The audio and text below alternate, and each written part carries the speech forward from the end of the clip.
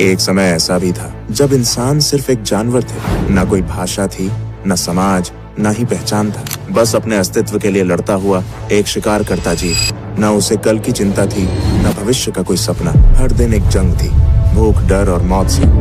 यहीं से शुरू होती है जानवर से इंसान बनने का सफर। और उस सफर की सबसे पहली गूंज गूंजती है उन पुरानी गुफाओं की दीवारों पर।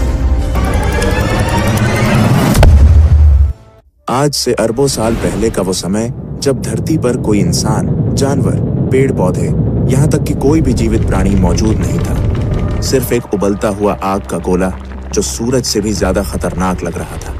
ना कोई हवा थी, ना पानी, सिर्फ धधकती हुई गर्मी, अंधेरा और चारों तरफ तबाही। ये वही धरती है जिस पर आज हम खड़े हैं।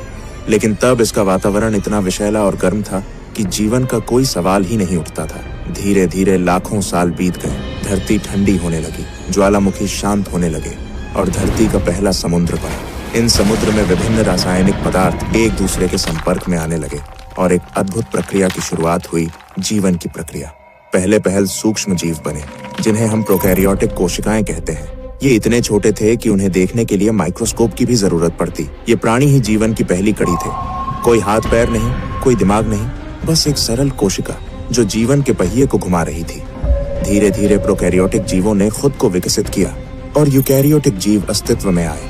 अब जीवन सिर्फ एक कोशिका तक सीमित नहीं था, बल्कि कई कोशिकाएं मिलकर एक शरीर का निर्माण करने लगी थी। फिर समय के साथ धरती का वातावरण बदलता गया। पृथ्वी में ऑक्सीजन की मात्रा बढ़ने लगी और समुद्र जीवों से भरने लगे। फिर आया एक ऐसा समय जिसने जीवन की दिशा ही बदल दी। इस दौरान हजारों नई प्रजातियां एक साथ विकसित हुईं। जटिल जीव जैसे मछलियां, कीड़े, जेलीफिश और कई अनोखे समुद्री जीवों का आगमन हुआ। रीढ़ वाले जीव पहली बार दिखने लगे। जीवन तेजी से विकसित होने लगा और फिर कुछ जीव पानी से बाहर निकलकर धरती पर भी अपने पैर जमाने लगे। कुछ मछलियां विकसित होकर उभयचर यानी एम्फिबियंस बन गईं, जिन्हें पहले पानी और फिर धीरे धीरे जमीन पर रहने की ताकत मिली। फिर आए सरीसृप यानी रेप्टाइल्स। ये वो जीव थे जिन्होंने धरती पर राज करने की शुरुआत की। इन सभी के बीच धीरे धीरे विकसित हुआ एक ऐसा समूह जिसने आगे चलकर पृथ्वी के सबसे बड़े साम्राज्य को जन्म दिया, डायनासोर। धरती का सबसे दिलचस्प दौर जब डायनासोर पूरी पृथ्वी में राज करते थे, जो लगभग 23 करोड़ साल पहले शुरू हुआ था।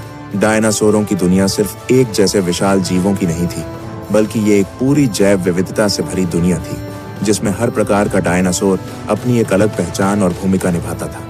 कुछ डायनासोर शुद्ध रूप से शाकाहारी थे, जैसे ब्रैकियोसोरस, जो अपनी लंबी गर्दन से आसमान छूते पेड़ों की ऊंचाई तक पहुंच जाते और वहां के पत्तों को आराम से चबाते थे। इनके विशाल शरीर और शांत स्वभाव के बावजूद इनके चारों ओर हमेशा सतर्कता बनी रहती थी, क्योंकि शिकारी हर कोने में छिपे होते थे।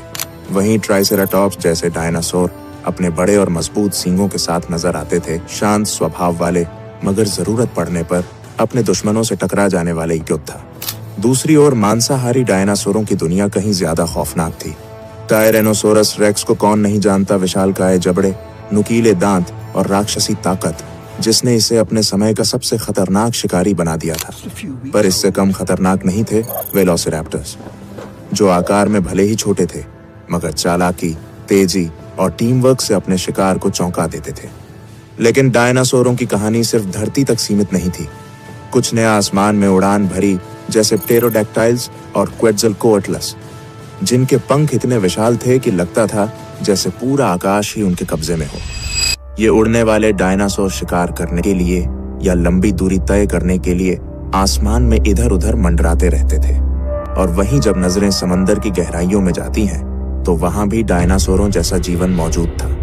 मोसासोरस जैसे समुद्री शिकारी अपनी ताकतवर पूंछ और जबड़ों से पूरे समुद्री जीव जगत पर राज करते थे, जबकि प्लीसियोसोरस अपनी लंबी गर्दन और तेज तैराकी के साथ गहराइयों में शिकार की तलाश में निकलते थे। यानी डायनासोरों का युग धरती, आकाश और समुद्र तीनों में फैला हुआ था और हर जगह वे अपनी अपनी दुनिया के बादशाह थे। डायनासोरों का साम्राज्य करीब 18 करोड़ साल तक चलता रहा, लेकिन फिर करीब 6.5 करोड़ साल पहले धरती पर एक विनाशकारी घटना घटी। एक विशाल उल्कापिंड मेक्सिको के युकाटन प्रायद्वीप से टकरा। इस टक्कर की ताकत इतनी जबरदस्त थी कि उसने आसमान में धूल और राख का अंधेरा फैला दिया। सूरज की रोशनी धरती तक पहुंचनी बंद हो गई, तापमान गिरने लगा और सबसे पहले असर पड़ा पेड़ पौधों पर। जंगल धीरे धीरे सूखने लगे। जब पेड़ पौधे नहीं बचे तो शाकाहारी जीव भूख से मरने लगे, और जब शाकाहारी खत्म हुए तो मांसाहारी भी ज्यादा दिनों तक टिक नहीं पाए।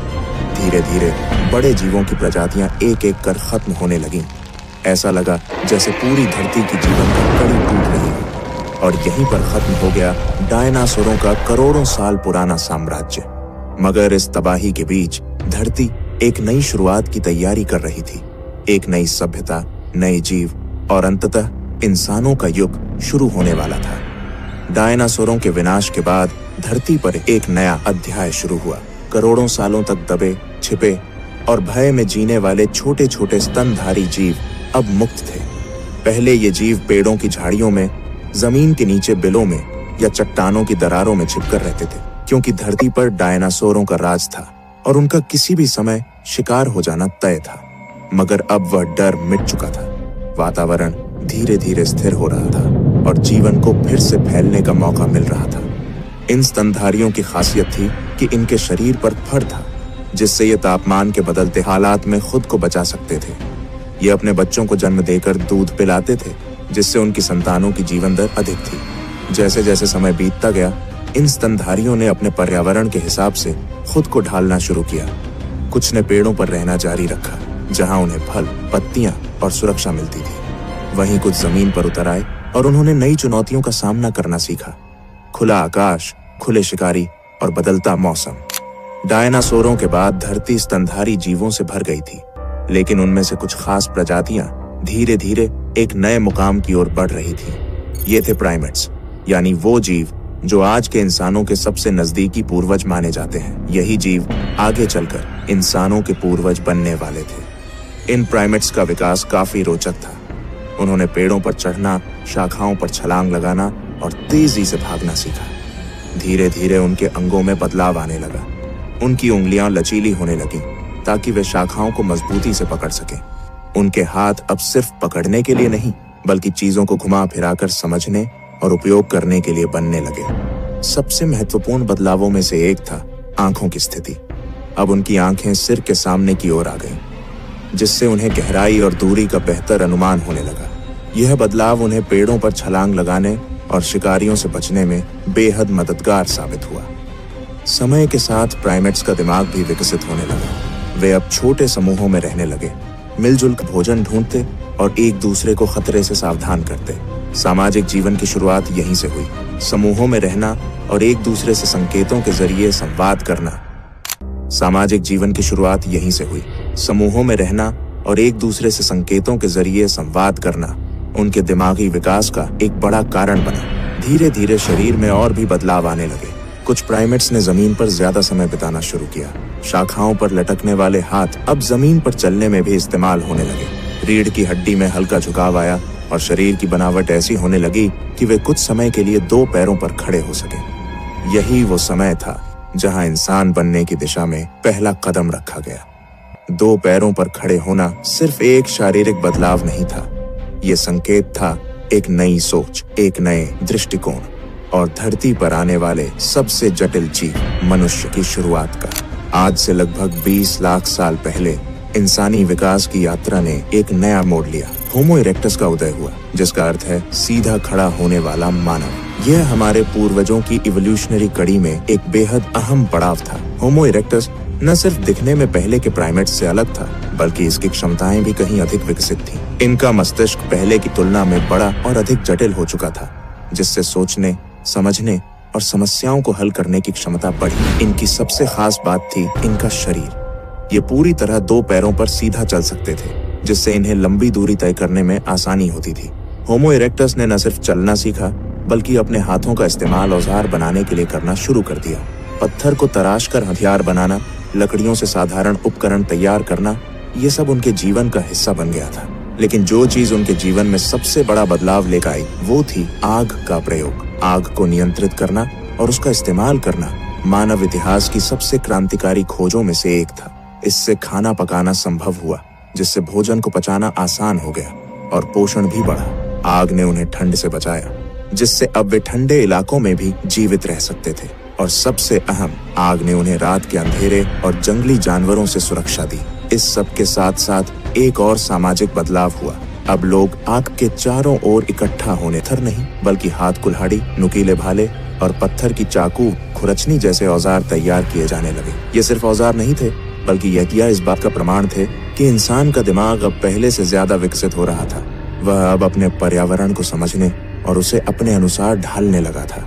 समूह में रहने के अपने फायदे थे। भोजन मिल बांट कर खाया जाता, बच्चों की देखभाल पूरी टीम मिलकर करती और बीमार या बूढ़े सदस्यों की जिम्मेदारी भी सब मिलकर उठाते। यह सामूहिक जीवन इंसानी समाज की नींव बन गया। अब इंसान गुफाओं में रहने लगा था। अंदर आग जलाकर रात बिताना, ठंड से बचना और सुरक्षा महसूस करना, ये गुफाएं इंसानों के पहले घर बन चुकी थी। लेकिन गुफाएं सिर्फ ठिकाना नहीं थी, ये अब पहली कला की जन्मभूमि बनने वाली थी। दुनिया भर की पुरानी गुफाओं में आज भी ऐसे चित्र मिलते हैं जिनमें हिरन, भैंसे, हाथी और इंसानों की आकृतियां उकेरी गई हैं। इन चित्रों ने इतिहास को एक नया आयाम दिया, क्योंकि अब इंसान केवल जी नहीं रहा था, वो सोचने, महसूस करने और अपनी भावनाओं को व्यक्त करने लगा था। ये पहली बार था जब मानव ने अपने विचारों को दीवारों पर उकेरना शुरू किया, और यहीं से कला, संस्कृति और आगे चलकर पूरी सभ्यता की शुरुआत हुई। अब हम उस निर्णायक मोड़ पर आ पहुंचे हैं जहां होमो सेपियंस सिर्फ शिकार करने वाले जीव नहीं रह गए थे। अब वे धीरे धीरे इंसान बन रहे थे, एक ऐसा जीव जो सिर्फ जीने के लिए नहीं, बल्कि महसूस करने, बोलने और समझने के लिए भी जीवित था। भाषा कोई एक दिन में नहीं बनी, यह भी लाखों सालों में धीरे धीरे विकसित हुई। शुरुआत हुई इशारों से, हाथों, आंखों और चेहरे के हाव भाव से। अगर आपको ये इंसानी विकास की कहानी पसंद आई हो तो इसे दूसरों तक जरूर पहुंचाइए, क्योंकि जब तक हम अपने अतीत को नहीं जानेंगे तब तक अपने भविष्य की उड़ान को सही मायनों में नहीं समझ पाएंगे। क्योंकि जब तक हम अपनी जड़ें नहीं जानेंगे, हम अपने पंखों की कद्र नहीं कर पाएंगे। तो वीडियो को लाइक करें, चैनल को सब्सक्राइब करके हमारे साथ जुड़े और कमेंट में बताइए आपका क्या मानना है।